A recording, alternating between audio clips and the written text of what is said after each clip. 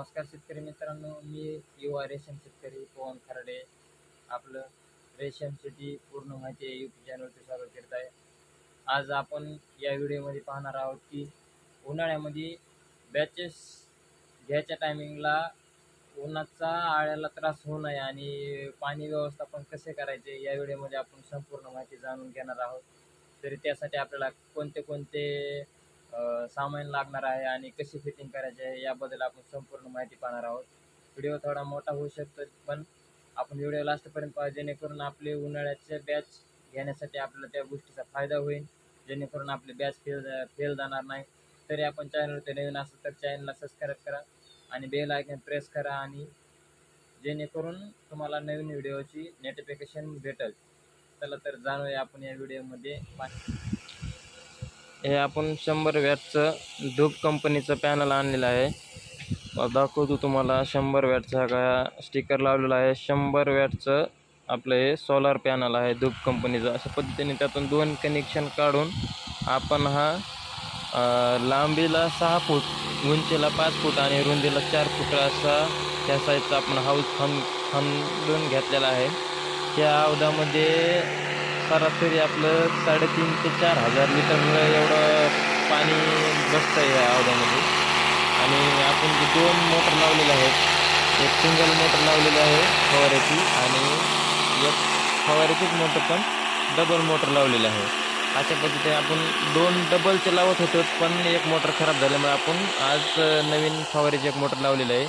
अशा पद्धतीने आपण जोडून घेऊन त्याचे वरी कनेक्शन काढायचे आहेत.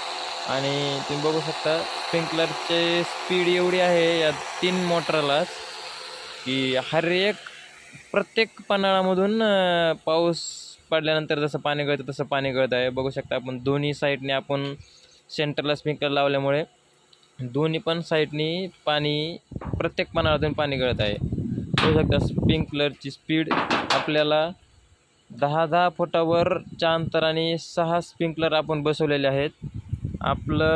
तुमचं जर 60 फुटाचं शेड असेल तर तुम्हाला 4 किंवा 5 स्प्रिंकलरवर तुमचं भाव जास्त होईल. 5 स्प्रिंकलर 4 स्प्रिंकलरपर्यंत तुमचं म्हणजे भागन तुमचं 4 स्प्रिंकलरवर. माझं 80 फुटाचं शेड असल्यामुळं मी 6 स्प्रिंकलर लावलेले आहेत 10-10 फुटाच्या अंतरावर. बघू शकता 10 फुटाच्या अंतरावर जर स्प्रिंकलर लावलं त्याचा फायदा आपल्याला काय होतो, ह्या स्प्रिंकलरचं पाणी तिकडं 7 ते 8 फूट आणि इकडे 7 ते 8 फूट आल्यामुळे हे पाणी त्याच्यात आणि ते पाणी ह्याच्यात मिसळून जातं, ज्याच्यामुळं प्रत्येक पन्हाळातून पाणी खाली जातं आहे. आणि मग प्रत्येक पन्हाळातून पाणी खाली गेल्यामुळं टेम्परेचर खाली जात नाही, म्हणजे पत्र एकदम गरम होत नाही. लक्षात पाऊस पडल्यासारखे एकदम पत्रे आपले पाण्याने गार झालेले आहेत. आणि आपण जर पाचट वगैरे जर टाकलं तर पत्रे कुजण्याचा किंवा ह्याचा प्रॉब्लेम असतो.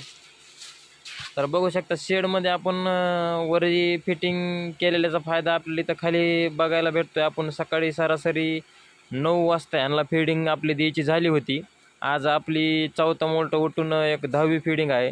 तुम्ही बघू शकता आताच्या कंडिशनला 12 वाजलेले आहेत, तरी आपण 9ला टाकलेला पाला आहे. आळ्यांनी खाल्लेला बी आहे बऱ्यापैकी. आणि तरी बघू शकता पाल्याची क्वालिटी, पाला एकदम जसा सकाळी टाकला होता तशाच पद्धतीमध्ये हिरवागार पद्धतीमध्ये पाला आहे. बघू शकता ह्या का आळ्यानी 80 ते 70 ते 80% पाला आत्तापर्यंत संपवलेला आहे. तरी पण जेवढा राहिला तेवढा एकदम गार पद्धतीचा आणि एकदम नरम पाला आहे, वाळलेला नाही, काही नाही. वरच्या स्प्रिंकलरचा हा फायदा आहे आपल्याला.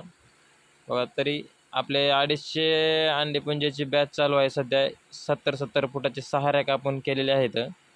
अशा पद्धतीने आपली ही पाणी फिटिंग केलेली आहे आपण.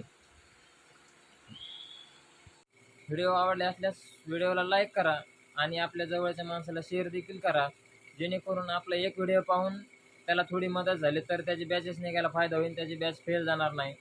तर भेटूया नंतर आपण असेच नवीन व्हिडिओमध्ये बॅचेसच्या डेली रुटीनमध्ये आपण नवीन व्हिडिओ तुम्हाला टाकत राहणार आहोत. तरी आपण चॅनलवर नवीन असेल तर चॅनलला सबस्क्राईब करा, जेणेकरून आपल्याला नवीन व्हिडिओ पाहायला मिळतील. धन्यवाद.